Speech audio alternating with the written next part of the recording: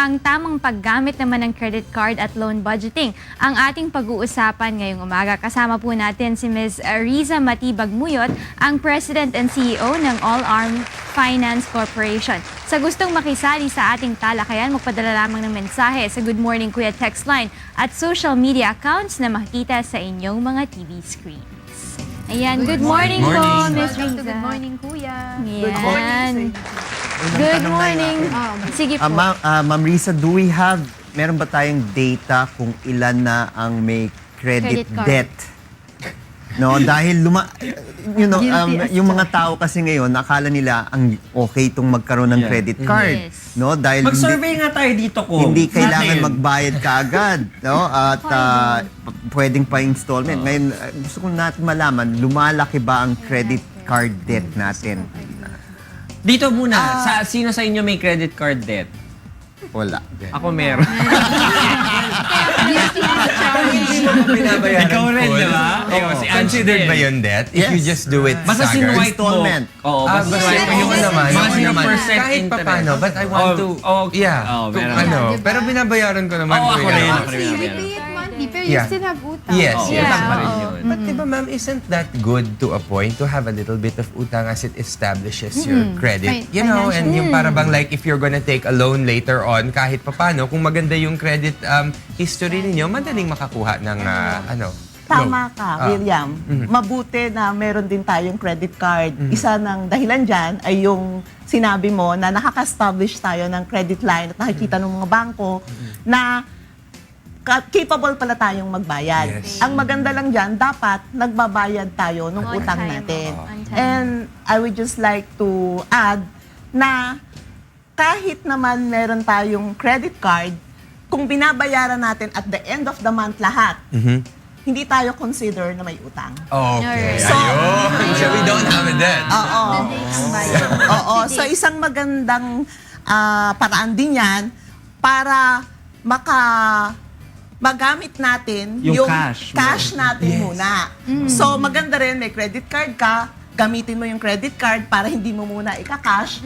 Tapos, saka mo na lang bayaran ng lahat. Kasi pag hindi mo Lahat wipe it out. Para walang interest. Oo, para walang interest. So maganda yon. So ganun ang ginagawa Sa tanong ko. ni Kong Ma'am, meron na po ba nga tayong data? Kung ilang Pilipino ang may credit card debt? Sa ngayon, wala pa tayong mga datos na eksakto na ganyan. Subalit meron ang mga bangko na tinatawag nila na parang isa silang grupo na kung saan nandun yung lahat ng mga hindi nakakabayad ng utang. So meron silang investigation or meron silang database na nagsasabi na ito yung mga hindi nakakabayad. Pero sa tingin ko, tumataas ito ng tumataas kasi isang ugali na ng mga Pilipino na basta binigyan ka ng credit card, wala halos na tumatanggi. Lahat ay Ma'am, ito nga ang tanong ko, no? Doon po sa mga nagbubukas ng bank account, syempre lahat naman tayo nagbubukas ng bank account na hindi payroll account, biglang papadalang ka na lang sa mail ng credit card. Syempre, nakakainganyo yun, di ba? So, tama po ba yung ganung paraan na gamitin mo yung credit card na ipadala sa'yo? Kung kunwari, meron ka ng ibang credit card. Kung sa tingin mo ay kailangan mo pa rin at kaya mong bayaran, maganda rin yung maraming credit cards. Kasi Kasi pag nakakita ka na ng ginto, gintong credit card, Di ba?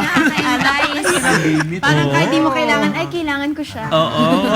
napakahirap talagang umiwas dyan. Kaya ang kailangan talaga yung disiplina. Disiplina sa paggamit ng credit card. At ang Kaya isang- yung Amex na pinadala sa akin, hindi ko ginagamit kasi blue lang Hindi platinum, Hindi platinum Pero hindi rin lang ang titingnan natin sa credit card ay kung gold or kung platinum.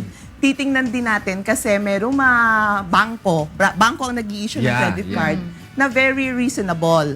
Meaning, kunyari, ginamit mo yung credit card mo, say for 5,000 this month, hindi mo nabayaran ang kalahati, ang sisingilin lang sa yung interest the following month ay yung 2,005 na hindi mo nabayaran.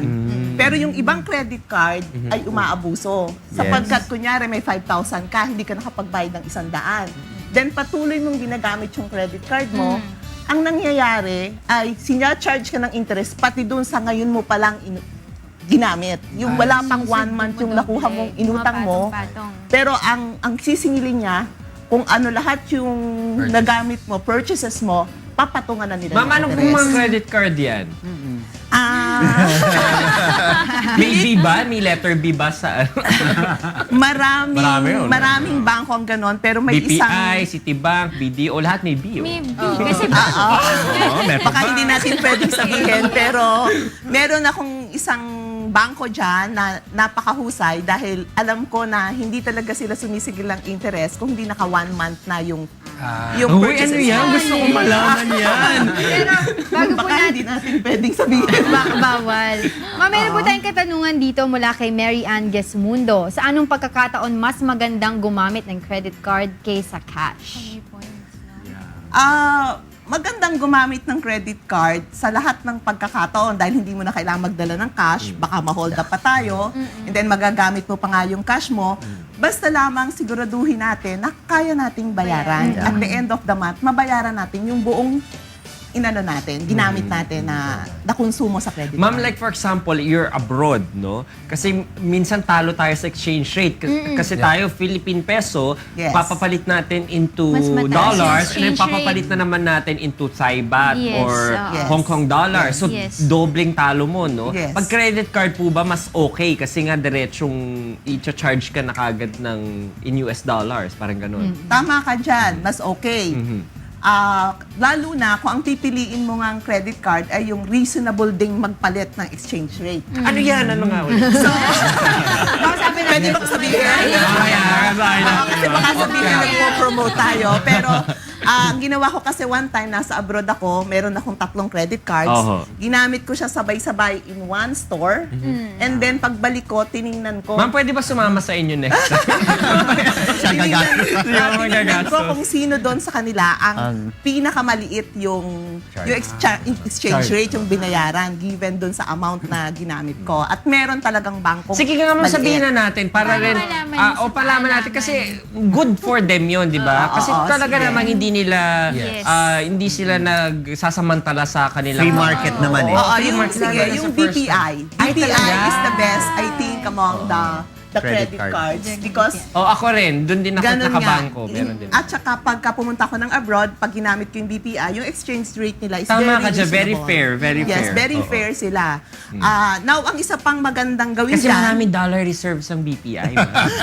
hindi naman, but I found them really very reasonable. Hindi nagsasamantala kasi marami ding mga bangko na kahit Totoo. malalaki ng bangko, nagsasamantala sila. Ay, may alam rin akong bangkong ganyan. Saka ano yata, di ba, minsan pag nakalimutan mong magbayad, sila yata ang hindi masyadong makulit. Oo. May iba kasi makulit na. Yung may I, alam Sila ko. rin yung, sila rin yung, for example, 100 yung natira mo, tas ginamit mo ngayon, yung 100 lang ang interest nila. Yung hindi mo lang binayaran. Sensible. So, meron kang 1 month para gamitin yung pera nila na hindi sila nagcha-charge ng Ay, interest. meron akong tanong, ma'am. Yung mga sinasabi nilang zero interest, totoo ba yun? Or may hidden charges? Totoo yun. Pag zero interest. True. Oo, kasi isa yung way ng marketing nila Yeah.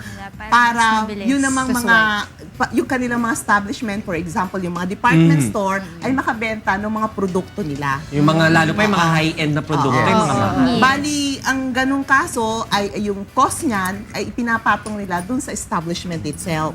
So, hindi rin nila binabayaran kaagad yung mga establishmento na ginamitan natin ng credit card. Ma'am, kamusta naman po yung kasi hindi niya alam siguro ng ating mga kasambahay. No? Pag kumuha ka ng credit card, meron kang annual fee Annual dues. na babayaran, di ba? Lahat ng credit card merong annual dues. Pero may exception.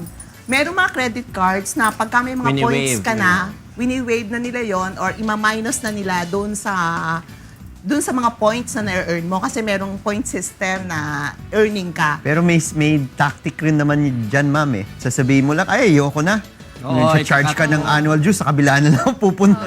Oo, pwede rin. Kasi para maengganyo kayo Yeah. to get the credit card, sa una, hindi kayo nila sisingilin. Yes. May mga ganon ding promo sila. Last na, ma'am. Ako Oh, din. sige, go. Last Sige, sige. Ma'am, yung last question, tips and advices po natin Oh, para yan, dun sa oh, yan mga din ang credit ano. card holders or yun sa mga gustong Lalo na yung- mag-apply Na paano ng credit nila card. Yes. makatulong sa pagbabudget nila? At Yes. paano ba ma-disiplina ang sarili? Doon sa mga Kailangan tayong yan. mga gumagamit ng Yes. mga credit card, unang-una tingnan natin, ano yung credit card na pipiliin natin. Like yung sinasabi natin, BPI is very reasonable, yung interest reasonable, and then yung hindi nagcha-charge ng interest, and very efficient yung statements na pagbibigay sa atin para na-update tayo. So, pipiliin natin yon. Pangalawa, kailangan alam natin kung kailan natin gagamitin. So, kunyari, may mga promos sa gasoline, di itong card na to, or kung travel naman, makaka-earn kayo ng mga points. Pero ang pinakamahalaga dyan, kailangan ang gagastusin natin or yung gagamitin, yung mga kailangan lang natin. At responsible tayo at kaya nating bayaran sa end of the month or kung dumadating na yung billing natin. Yun ang pinaka-importante. Alright, maraming salamat po sa inyo, Ms. Riza Matibag Muyot, ang President and CEO ng All Arm Finance Corporation. Ay ma'am, tatanong ko lang, meron ba kayong number na pwede namin kayo tawagan for consultation para lang ma-promote nyo na rin yung ano nyo? consultation? Wala namang bayad kasi actually ito ay parang service na rin natin Public kasi kung service. ano yung mga natutunan natin, Yes. pwede natin namang i-share. Okay. Thank you po, Ma'am Muyot.